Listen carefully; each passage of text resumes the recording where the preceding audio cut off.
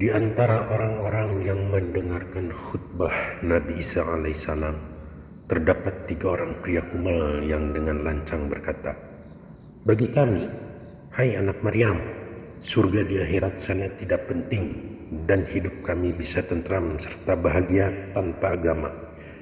Kalau banyak harta, kami pasti akan hidup senang." "Harta tidak menjamin ketentraman hidup, saudara-saudaraku," sahut Nabi Isa dengan penuh kasih sayang. "Omong kosong apa itu? Hartalah yang membuat hidup gemerlapan dan semarak," bantah mereka bersikeras. "Jika demikian pendapat saudara-saudara, baiklah, nanti datang ke tempat saya, bertiga saja. Kita akan bicara-bicara, barangkali ada rezeki buat saudara-saudara," ucap Nabi Isa. Karena mereka tahu anak Maryam tidak pernah berdusta, maka dengan gembira mereka mendatangi Nabi Isa di kemahnya selesai acara khutbah pagi itu. Kepada mereka Nabi Isa memberikan sebuah peta tempat menyimpan harta kekayaan yang banyak sekali. Letaknya di sebuah puncak bukit yang cukup terjal dalam sebuah gua tersembunyi. Alangkah senangnya hati mereka.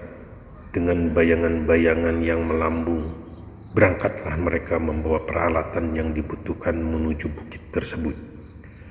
Setelah berulang-ulang mencocokkannya dengan gambar di peta, akhirnya mereka yakin bahwa gua yang berpintu dan sekarang berada di muka mereka itulah tempat penyimpanan harta benda yang mereka tuju.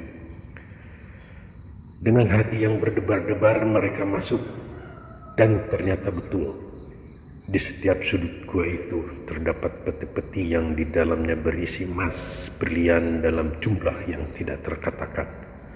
Mereka kemudian berunding bagaimana sebaiknya cara mengangkut harta karun itu bagi kepentingan mereka agar selamat, tidak sampai tercium orang lain. Kesimpulannya, mereka sepakat untuk membagi pekerjaan. Secara bergantian mereka akan mengangkut harta itu ke suatu hutan sepi di kaki bukit. Di sanalah harta itu baru akan dibagi sama rata. Kebetulan di tempat itu ada sebuah rumah tua yang sudah lama ditinggalkan penghuninya oleh seorang pemburu. Dengan susah payah dan menguras tenaga, akhirnya seluruh harta kekayaan itu berhasil mereka bawa ke hutan terpencil itu.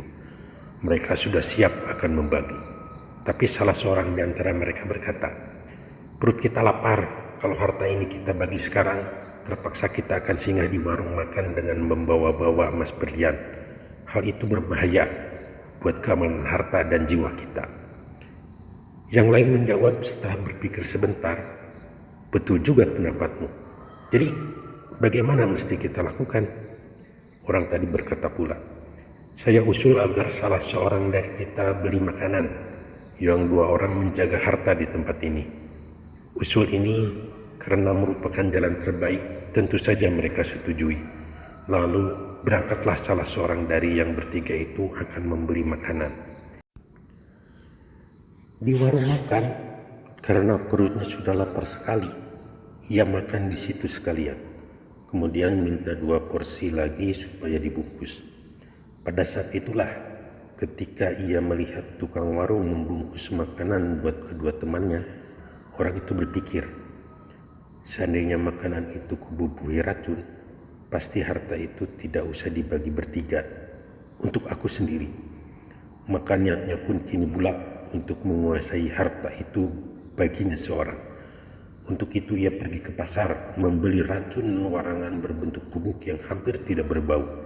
Dengan hati lapang, makanan yang terbungkus rapi buat kedua temannya tadi dibumbuhi dengan racun tersebut. Lantas berangkatlah dia untuk mendatangi kembali kedua temannya. Sementara itu, kedua temannya, begitu ia tadi berangkat menuju ke desa, terlibat dalam rencana yang menguntungkan. "Benar juga katamu," kata salah seorang dari mereka.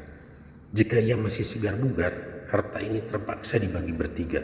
Satu-satunya cara biar harta ini hanya untuk berdua, teman kita itu harus dilenyapkan." "Itulah maksud saya," sambut yang pertama. "Caranya bagaimana?"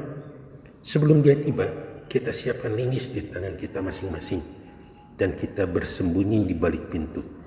Begitu ia menongolkan kepalanya dari luar, langsung saja kita gebuk dia dengan linggis. Masakan tidak mampus. Hahaha, gampang sekali, gelak mereka berdua. Dari jauh mereka sudah melihat teman yang satu itu tengah berjalan mendaki tanjakan yang menuju ke hutan, ke tempat mereka bersembunyi. Cepat-cepat kedua orang itu bersembunyi di balik pintu, siap dengan linggis seorang satu. Detik demi detik berlalu, terdengar langkah kaki mendekati pintu, dan pada waktu kepala teman mereka muncul ke dalam, dua linggis yang disediakan oleh kedua orang itu berulang kali menimpanya sehingga tanpa ampun lagi tewaslah kawan tersebut. Dengan gembira mereka menyeret mayat orang itu dan membuangnya ke dalam sebuah sumur tua di belakang rumah. Lalu dengan sukacita dan lahap sekali mereka memakan 2 bungkus makanan yang dibeli oleh temannya tadi. Baru saja beberapa suap, mereka telah masuk ke dalam perut. Napas mereka menjadi sesak, tenggorokan seperti dibakar, busa berbuih-buih mengalir dari mulut mereka. Dan setelah kejang-kejang dengan derita yang hebat, akhirnya kedua orang itu pun mati menyusul temannya yang mereka bunuh. Di dalam rumah tua itu masih teronggok harta karun yang mereka kejar.